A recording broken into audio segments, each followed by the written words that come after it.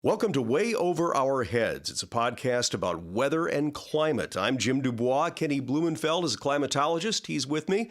Kenny, how you doing? Well, we're, getting ready for the new year, so it's an exciting time as always. How about you? How are you? Well, I sort of the same thing, looking forward to the new year and eagerly anticipating, I think, what we might be seeing on New Year's Eve and New Year's Day in terms of maybe some challenging weather conditions. Yeah, I think it's going to probably, for most people, go down as a not too memorable event, but anybody who's out driving north and west of the Twin Cities on New Year's Eve, especially late afternoon, evening, they might remember that. Might be a particularly bad choice.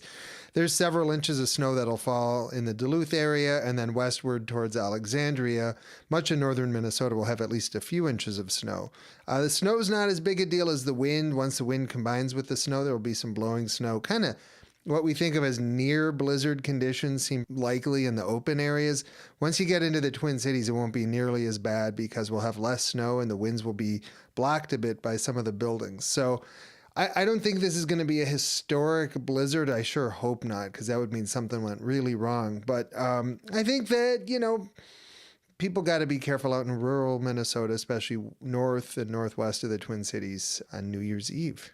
All right. Well, let's take appropriate precautions then. And as we promised, we're going to talk today about the top 5 weather events of the year 2018. And to start out, it seemed like there was virtually no transition whatsoever between winter and summer this past year in Minnesota. We had a couple of snowstorms, including that one thunder blizzard, which we'll get to later in April. And it was kind of cold. And then suddenly at the end of May, my goodness, 100-degree temperature readings in the state. To me, this was the most notable thing about 2018, which, as a climatologist, any weather dork thought 2018 was okay. It was pretty good. We were lacking a bit in the severe weather category, in terms of really widespread, devastating severe weather. And that's good. But you're right. We had a great transition. There was really no spring. And you could also throw in that there was no fall. We had ice on the lakes in early May throughout much of southern and central Minnesota. Northern Minnesota was a no-brainer. Ice on the lakes into the first week or so of May. But in southern Minnesota, central Minnesota, at the end of May, Memorial Day in particular, you could swim comfortably in many of those lakes. And when you talk to people who've been observing this for a while, phenologists and naturalists, people who they spend their either personal time or even professional time making observations about patterns on the land, that was something they'd never seen before. Going from ice on the lakes at the beginning of one month to swimming in those same lakes at the end of that month. It's kind of unheard of. So that was my nomination for the signature #1 event of the year. It wasn't a storm, but it was quite a bit of sort of temperature whiplash. I don't know. Do you remember May? I mean, is this going to stick in your head? Jim? It's funny. I do remember the early part of May, especially not being particularly warm, but I do remember that Memorial Weekend where we hit 100 degrees. 100 degrees in the Twin Cities on Memorial Day. Yeah. And I do remember it quite well. And again, it just seemed like kind of a jolt from winter right into summer. Yeah. And, these top 5 lists are always kind of arbitrary. So anyone may have chosen, instead of what I chose, they may have said, well, how about having 6 days in May, at the end of May, that are at or above 90 degrees in the Twin Cities and much of Minnesota. That kind of heat wave would also be, that's one of the things that made May so incredible. So we started out with ice. It looked like winter. And by the end of the month, it was absolute summer. Right. Yeah. Pretty phenomenal. Well, we know that it was a warm and a wet year, but the #2 ranked event of the top 5 of 2018 is either Caledonia or Harmony, breaking the all-time annual state precipitation record. What a barn burner for the nerdery. I mean, this is so this is great.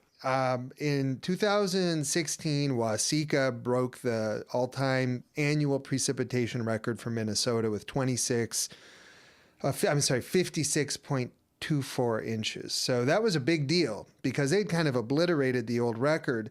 And then we noticed that Caledonia this year was giving it a run for the money, run for its money.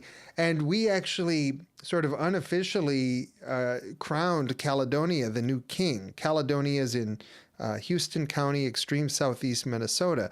Now, what's interesting, Jim, is Caledonia beat Waseca at the beginning of December. So it had about a month to go. And what we had been doing to validate Caledonia was we looked at some neighboring stations that weren't that far away that were also official National Weather Service cooperative observing stations. And if they were kind of in the same general ballpark, obviously not quite as high, we thought that gave some credence and legitimacy to Caledonia's record. But one of those stations was Harmony. Harmony is a little bit west of Caledonia in Fillmore County. And Harmony had been sort of parked at, 54, 55 inches, which wasn't the record, but it was high. But what we hadn't noticed and the Weather Service had not noticed was that they didn't have all of their data complete. They were only complete into November. And we now know through November that Harmony had a higher value than Caledonia, and we believe that Harmony's probably going to be the champion, but we'll see. We won't actually know until after the new year begins. So new statewide annual precipitation record set, and it looks like it's going to be set by quite a lot. So wow. Just 3 years ago, Jim, the largest annual precipitation value recorded in Minnesota was 53 and change, 53.52, I believe, at St. Francis. This year, it's going to be over 58 inches. It might even be close to 60 inches, depending on what happens with Harmony in December. So that's a huge jump up in a record that used to be extremely hard to beat. So wow. Yeah. Well, we'll wait and see. So we should know fairly soon here, so correct? those first two are big deals. You don't destroy records and you don't do the kinds of things. So those two things are things we really haven't observed before. Wow. Well, we'll move on to number 3 in our list of the top 5 weather events of 2018. We alluded to it a bit earlier. It is the April 14th thunder blizzard. Of course, April started out on the snowy side, and then it kind of culminated in that mid-April blizzard. Yeah, what a storm. I mean, for those who don't remember it, especially if you were in central and southern Minnesota, this would be one to remember. Even the Duluth area. So we'd had about a 10 to 12 inch snowfall at the beginning of April. And normally that alone would be a qualifying event for a top 5. But this, in the middle of April, we had a much larger storm. And to give you a sense of its power, it had 3 waves. And the first wave came with a line of severe thunderstorms and hail and high winds in excess of 75 miles an hour that went through southwestern Minnesota. Shortly after that, and this was kind of the opening salvo of the storm, and shortly after that, cold air moved into the region. Any leftover rain started turning to sleet and a little bit of freezing rain. And then by that evening, it was snow. And it was snowing in the Twin Cities. That I believe that was a Friday evening.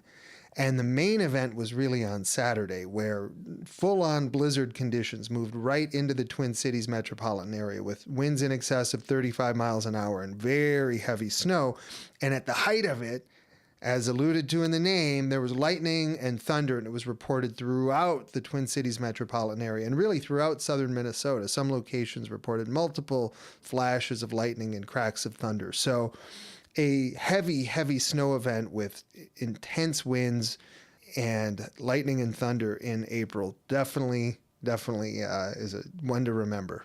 Wow, and I also understand that it was the first time since the 1991 Halloween blizzard that the entire metro area was under a blizzard warning. Yeah, blizzard warnings are really creatures of rural Minnesota where you have fewer structures, but the National Weather Service rightly recognized that exceptionally dangerous conditions were actually working into the Twin Cities. And anyone who was outside that Saturday afternoon, 1, 2, 3 o'clock knows. I mean, the visibility was basically across the street was all you could see. And there were just these sort of torrential waves of snow just blasting down the street. And it was pretty surreal. And this is normally something that, again, you might see it a few times a year out in the open country, but to see it in the city, that was something else. And we hadn't done that officially since the Halloween blizzard of 1991. And another interesting thing about this storm was the big day was April 14th. Well, April 14th, we got about 11 inches of snow, but that did not break the daily snowfall record for April 14th. That actually occurred in 1983. Ah, I have a memory of that storm. And that Yes. storm was also blizzardy, and that was also had blizzard warnings, according to the Weather Service, in the metro area. So, yeah, maybe there's a 35-year cycle. Who knows? But that was same day. Pretty interesting. Wow, that is, yeah. Well, of course, the summer was extremely warm and wet. So we had a warm summer growing season. That's the number 4 of the top 5 weather events of 2018. Yeah, again, not one that people are going to, there's no date to remember. But we did a couple things that were unusual. One was we'd never seen low temperatures during the summertime this warm. And get people's minds wrapped around that, because it's not an easy concept. It does not mean that the low temperatures were the very warmest that we'd ever seen. For example, it doesn't mean that we had a whole bunch of 85-degree low temperatures or anything like that. What actually happened is we didn't have any cool nights. So think of a 55 or 58. Those were replaced by 62s and 63s. And so we just shredded all of what used to be cold or cool summer nights and replaced them with mild or even warm nights. So we didn't have any real scorching air masses this summer. After that Memorial Day, we had, I think on Father's Day, we had one kind of warm, humid, really uncomfortable sort of nighttime situation. But there wasn't anything outstanding about the very high low temperatures. What was quite unusual was the lack of cool or low temperatures. And that really propelled us to a very warm summer. It was one of the statewide, it was a top 5 summer in terms of average temperature. And that was, again, really bolstered by the overnight lows. And I'm sorry, I should have said growing season, which is really May through September. And Kenny, you mentioned the higher minimum temperatures, in other words, the higher low temperatures. Yeah. This is a pattern we've been seeing now for quite a number of years and tends to indicate a change in our climate. Is that correct? Yeah, it's actually, and it's a bit counterintuitive to a lot of people. It actually isn't counterintuitive if you sort of track with the science of greenhouse gases. We get warmer without getting hotter. That's kind of what we're doing.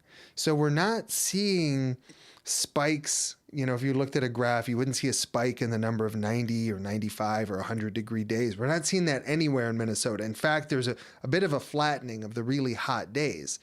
But what we're seeing is those cold, or what used to be considered really cool nights, being replaced by more mild ones. So same air mass, you'd be prone to cool air, but you just don't get as cool as you used to. So the statistical symptom is it looks like the low temperatures are on average increasing. But if you kind of take all those low temperatures apart, it's really the lowest of those low temperatures that we're seeing increasing the most. And we see, of course, we've talked about this, Jim, we see this also and most profoundly in the wintertime. And wintertime lows are increasing faster than anything else in terms of warming in our climate. Well, we had a very warm summer and a wet summer. That warmth continued into September and actually even into very early October before the the cold temperatures seemed to set in for the remainder of the fall. But let's talk about an event that took place the latter part of September. It was a tornado outbreak on September 20th, and that ranks number 5 on our top 5 weather events of 2018. How unusual is it to have a major tornado outbreak like that late in the tornado season? Well, we're getting weird tornado outbreaks, and I just want to say that I think the Weather Service and the forecasters who did a great job of staying on top of the storms would agree with me in that this was not a typical tornado outbreak. So this was not, for example, the 1965 Fridley outbreak, and this wasn't even like the September 21, 2005 tornado event in the North Metro that was a classic supercell thunderstorm with a big hook echo and put down a big fat tornado in Blaine.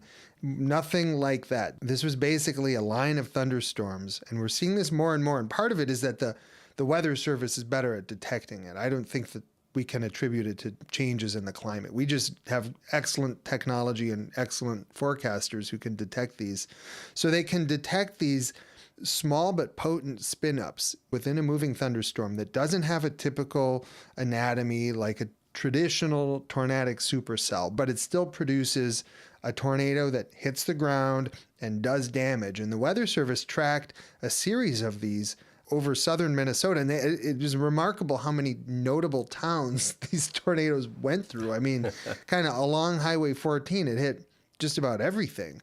And then ended up going kind of through the Northfield and Faribault area, had hit Owatonna, had hit, near Mankato. It was kind of this swarm. Now, these were smaller, weaker tornadoes. And in the end, I can't remember what the count was, Jim, if it was 27 tornadoes. 25 tornadoes, it says, yes. I mean, that's a big number. And again, we advantage us in terms of being able to detect these things now. So it's hard to do historical comparisons. But anyway, you slice it. It was a really active day. There was a lot of damage. It was similar to, straight line wind damage. There was some airport damage and damage in Morristown and in Faribault. And so, it was a pretty brutal system. And this also came with one of the big rainfall events for the Twin Cities, too. So we had, in the Twin Cities, over 3 inches of rain that day, which is not common. Every 5 to 8 years, we'll get a 3-inch one-day rainfall. So it rained hard, there were big storms, and they produced unconventional tornadoes. And it's good enough, it's weird enough that it certainly was, worth a top 5 nomination. I think people who were in the path might rank it a little bit higher, anybody who was affected by it. But, I try and take the long view and kind of stand back and say, well, meteorologically, we've had damage before. We maybe weren't able to classify it as tornadoes, and this stands out as, something equivalent to a top 5, but not the event of the year, not in a year like this anyway. Right. Well, we'll see what the top 5 are about a year from now. What do you think? What do you think it'll be, Jim? You have a guess? For some reason, I don't have that kind of clairvoyance. Oh, I mean, nor do I. But, I mean, you can always pretend. Yeah, I'm kind of thinking warmth and precipitation will factor in. Okay. Maybe another unusually warm, lengthy growing season. Yeah. More precipitation. I guess just thinking that pattern might persist. Yeah, I guess I'll go with... If I could take one swing, we're going to have an unusually early severe weather event, something in March or April, but it'll get people's attention and it'll be notable for how prolific and how early it was. Okay, well, that's my guess. All right. People, before you make any bets on this or start making plans, this is based on nothing. It's based on a feeling, and you don't learn feelings in graduate school. So don't take it too seriously. We're just having fun. All right. Well, we're marking this down though, and we'll check up on it 1 year from now and see if Kenny and I hit the proverbial nail on the head. Yeah, right. And if if we get to April and there hasn't been anything, you can give me a little crap about it too. Okay. All right. Fair enough. Have a great new year. Be careful on the roads, New Year's Eve and New Year's Day, though, especially in greater Minnesota to the north and the west of the Twin Cities. Yeah, I mean, we should have mentioned too, Jim, that it's not just the snow, it's the wind and also the falling temperatures. So it is going to be cold on New Year's Day, especially from the Twin Cities, north and west. It's going to be cold. It's going to be, wind chills will be 25 below or colder over most of that area.